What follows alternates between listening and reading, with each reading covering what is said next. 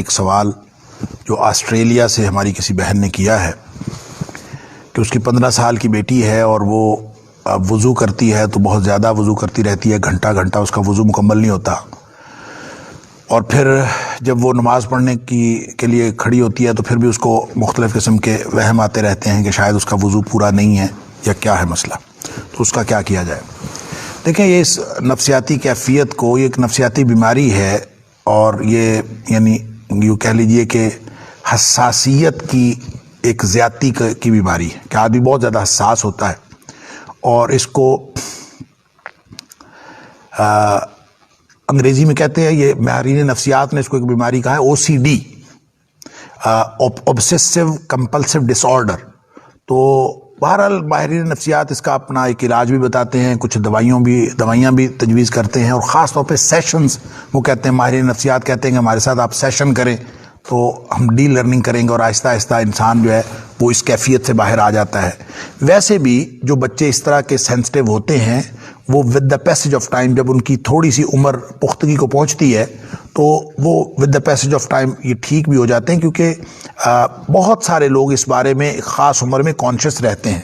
ہمارے اپنے عزیزوں میں، ہمارے کزنز میں، ہمارے کولیگز میں بہت سارے لوگ جو ہیں خاص عمر میں اس طرح سے سینسٹیو رہتے ہیں، لیکن پھر ان کو اللہ تعالیٰ اس کیفیت سے نکال دیتا ہے with the passage of time. ایک کلک انسان کی ذہنی کیفیات ہیں، تبدیل ہوتی رہتی ہیں۔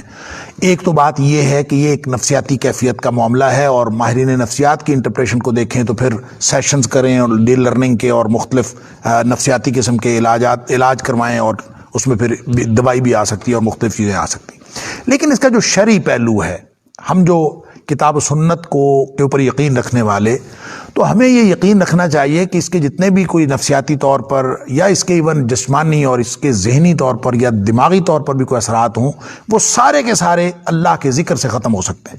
اللہ کا ذکر ان ساری نفسیاتی عوارض کا بھی علاج ہے کہ جن کو ہم سمجھتے ہیں کہ دوائیوں کے ذریعے سے یا کسی اور طریقے سے، کیونکہ ہو سکتا ہے کہ اس کا علاج دوائی میں ہو سکتا ہے اس کا علاج سیشنز میں ہو، اور ہو سکتا ہے کسی اور میں ہو، لیکن اللہ کے ذکر میں علاج ہے ہر چیز کا۔ مثال کے طور پر سورہ فاتحہ کو شفا کہا گیا ہے، تو سورہ فاتحہ میں ہر چیز کی شفا ہے انشاءاللہ، اور اس کو یہ یقین رکھنا چاہیے کہ اس میں شفا ہے۔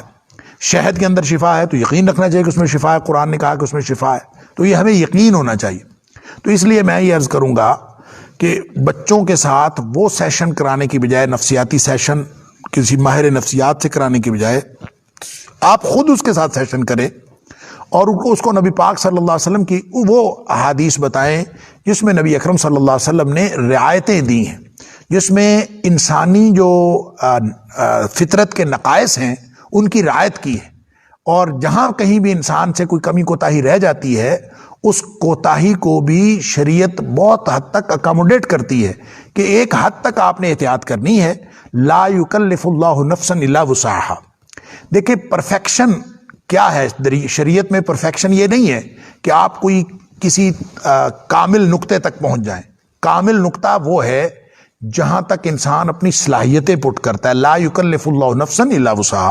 جب انسان اپنی پوری ایفرٹ پٹ کر لیتا ہے تو وہ اس کا پرفیکشن کا لیول وہی ہے، گویا اس نے پرفیکشن کا لیول اچیو کر لیا۔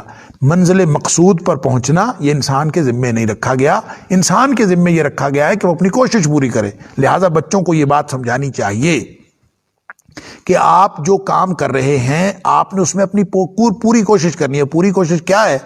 نبی کریم صلی اللہ علیہ وسلم نے فرمایا، آپ نے جو وضو کا طریقہ بتایا، جو حضرت عثمان غنی رضی اللہ عنہ نے روایت کیا اور صحابہ کرام نے روایت کیا، اس میں یہ ہے کہ آپ 3 دفعہ سے زیادہ نہیں کر سکتے۔ آپ 3 دفعہ دھوئیں گے، ایک عضو کو آپ 3 دفعہ دھوئیں۔ 3 دفعہ کس لیے؟ تسلی کے لیے کہ اس میں کوئی عضو خشک نہ رہ جائے، کوئی حصہ خشک نہ رہ جائے۔ جب آپ نے 3 دفعہ دھو لیا اور یہ یقین کر لیا کہ پانی سب جگہ پہنچ گیا ہے، تو اس کے بعد آپ اس کا معاملہ اللہ پر چھوڑیں۔ اگر کوئی بات رہ بھی گئی ہے تو وہ آپ کے ذمے نہیں ہے۔ یہ وہ نقطہ ہے کہ اگر اللہ کرے ہم اپنے بچوں کو سمجھا سکیں کہ اب اس کے بعد اگر کوئی چیز رہ بھی گئی ہے تو اللہ کے ذمے ہے، بھلے رہ گئی ہو، ہم نے اپنی کوشش پوری کر لی تو وہ پرفیکشن ہے۔ مثلا آپ نے پوری کوشش کی کہ کونیاں خشک نہ رہیں، آپ نے پوری کوشش کی کہ ایڑیاں خشک نہ رہیں، آپ نے پوری کوشش کی، استنشاق بھی پورا کیا، ناک میں پورا پانی چڑھایا، لیکن پورا چڑھا ہے کہ نہیں چڑھا اللہ کو معلوم ہے۔ پوری یہ کونیاں ہر طرح کی خشکی ختم ہوئی ہے کہ نہیں ہوئی؟ ہو سکتا ہے کہیں سے پھر بھی خشک رہ گئی ہو. تو اگر کوئی رہ گئی ہے تو پھر وہ معاملہ اللہ کا ہے. اس کی دلیل نبی اکرم صلی اللہ علیہ وسلم کو وہ طریقہ ہے جو آپ اکثر یہ کرتے تھے کہ وضو کرنے کے بعد آپ اپنے دامن پہ ایک پانی کا چھٹا مار لیتے تھے. اور پانی کے چھینٹوں کا کیا مقصد ہوتا تھا؟ وہ یہی کہ انسان کے ذہن سے وہم ختم ہو جائے. اگر کہیں اپنے دامن پہ یا کہیں وہ کوئی تری کا نشان دیکھے تو اس کو کوئی وہم نہ آ جائے. اب بھلے تری جو ہے وہ کسی پیشاب کے قطرے سے ہی ہو، لیکن جب آپ پانی کے چھینٹے مار دیں گے تو وہ اس سے چھپ جائے گی. گویا اللہ تعالیٰ انسان کی کمی کوتاہی کی رعایت کرتا ہے اور نبی کریم صلی اللہ علیہ وسلم نے اس کی رعایت دی ہے. جب آپ ان رعایتوں کو بچوں کو کنوے کرنے میں کامیاب ہو جائیں کہ کبھی بھی شریعت نے انسان کو کسی تنگی میں نہیں ڈالا، نبی کریم صلی اللہ علیہ وسلم نے دین کو آسان بنا کے پیش کیا ہے. یسروا ولا تعسروا، اور ان الدین یسر، دین تو آسان ہے. تو جس طرح کا وضو ہم اگر گھنٹہ گھنٹہ وضو کرنے لگ جائیں گے، 2 گھنٹے نہانے لگ جائیں گے، تو اس کا مطلب ہے اس دین تو مشکل ہو گیا. اور پھر اس میں یہ بھی ہے کہ نبی پاک صلی اللہ علیہ وسلم فرمایا لا تسرف فی الماء ولو کنت علی نہر جار، پانی میں اسراف نہیں کرنا، پانی میں فضول خرچی نہیں کرنی، چاہے آپ کسی بہتے ہوئے دریا پہ ہوں.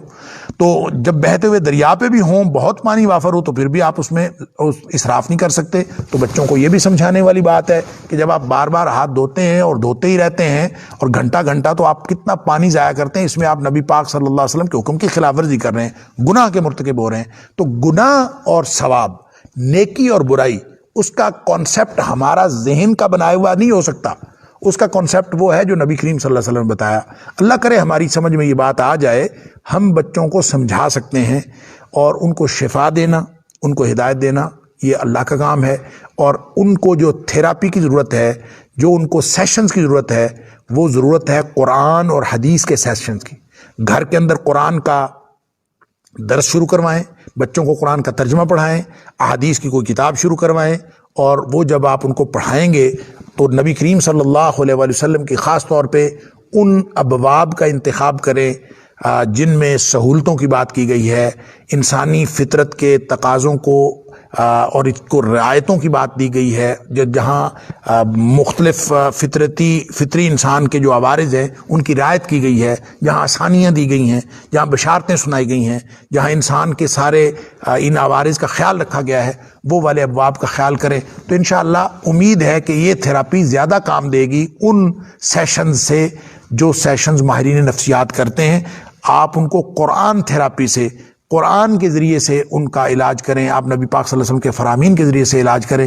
جب آپ قرآن ان کو سنائیں گے، قرآن کا ترجمہ شروع کر دیں گھر میں، حدیث کا کوئی چھوٹا موٹی کتاب منتخب کر لے، اس کا درس گھر میں شروع کر دیں، 1-2 حدیثیں انشاءاللہ. اور یقین رکھیں انشاءاللہ ہمارے پاس اور کوئی علاج نہیں ہے، یہی علاج ہے. اور اس کے ذریعے سے بچوں کی نفسیاتی کیفیات بھی ٹھیک ہوں گی، ان کے انشاءاللہ ایمانی سطح بھی بہتر ہوگی. اور آہستہ آہستہ یہ ویسے آپ دیکھیں اس بیماری کے پیچھے بچوں کا جو جذبہ ہے وہ بڑا ہی پازیٹیو ہے. اس پازیٹیو جذبے کو ایک حد دینے کی ضرورت ہے، ایک سطح پہ رکھنے کی ضرورت ہے. اور وہ سطح جو ہے اعتدال کی سطح سے تھوڑا سا بڑا ہوا ہے.